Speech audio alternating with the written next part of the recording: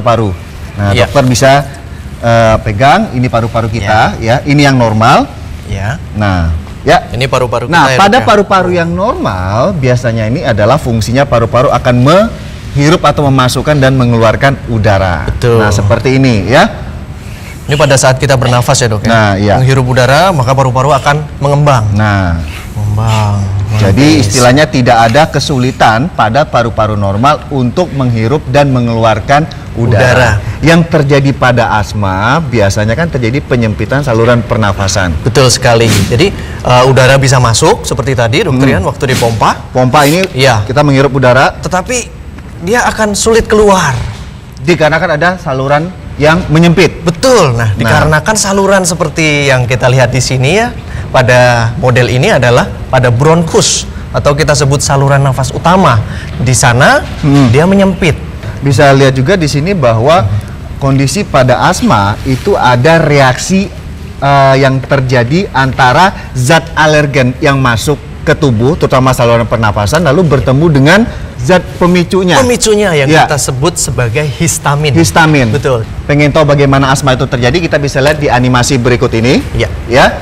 Nah, di sini, Dok, ini zat alergen atau zat pemicu dari asma itu akan masuk ke dalam saluran pernapasan, terjadi reaksi pertemuan antara zat alergen dengan reseptornya, ya. Di sini ada proses perubahan atau penyempitan dari si saluran pernapasan tadi. Betul. Tadi yang bentuknya kayak bintang, ya. Nah, ini dia masuk ke dalam saluran pernapasan kita. Alergennya, Dok, ya. Alergennya masuk sampai ke bronkus, bronkiolus, ya. Kemudian terjadi penyempitan. Terjadi reaksi di sana ya, Dok, ya. Sehingga menyempit salurannya. Saluran pernapasannya menyempit. Nah, tadi bicara masalah histamin nih.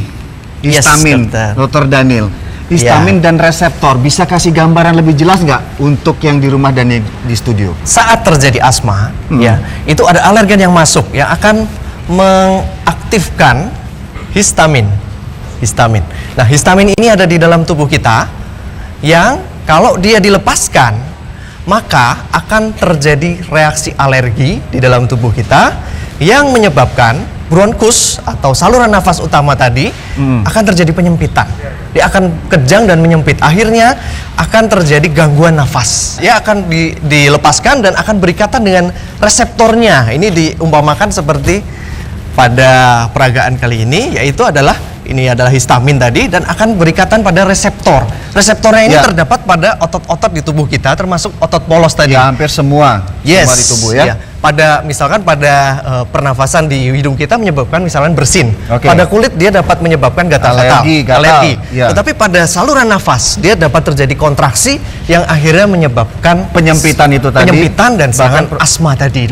Oleh karena itu kita memerlukan suatu zat yang kita sebut satu lagi. Saya pegang ini. Iya. Yang kita sebut antihistamin. Antihistamin. Jadi antihistamin ini bertujuan supaya histamin tidak berikatan dengan reseptornya, sehingga ini otomatis akan mencegah terjadi atau mencetusnya serangan asma. Betul sekali. Jadi dia nempel di sini. Nempel, ya. Jadi pada peragaan ini histamin akan dicegah dengan cara akan diikat oleh si antihistamin ini. Jadi di saat histamin ini masuk, dilepaskan, lagi cari-cari reseptor, sudah ditangkap dulu. Sudah ditangkap duluan. Antihistaminnya. Ya, akhirnya tidak terjadi ikatan pada tubuh kita pada reseptornya tadi. Dan tidak terjadi reaksi alergi termasuk yang berat, yaitu reaksi asma.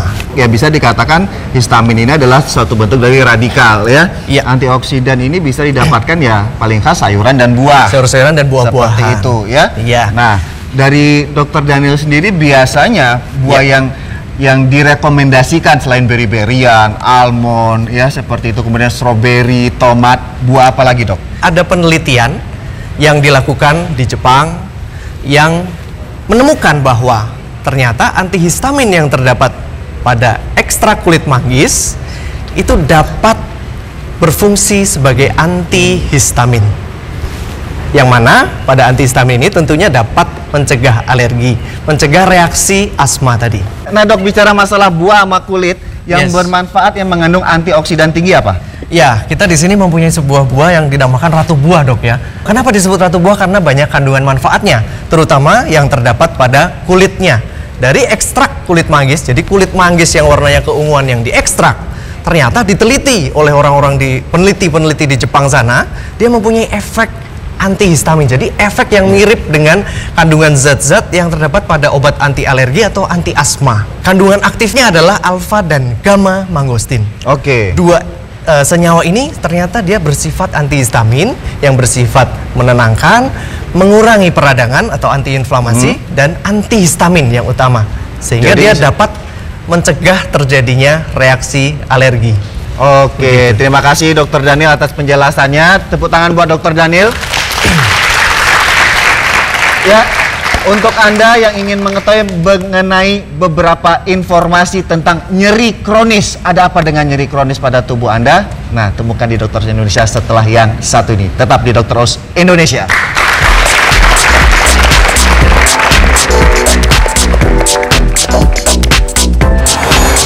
Nyeri kronis, sebuah penyakit yang banyak menyerang wanita, namun seringkali tidak terdiagnosis. Nyeri yang berlangsung lebih dari 3 bulan, itu kita anggap sebagai nyeri. Bagaimana gejala dan tanda-tandanya? Simak di Dokter Oz Indonesia sesaat lagi. Ya, Ya. ini biasanya terjadi pada hampir semua titik-titik yang ada di tubuh Oh kita. ya.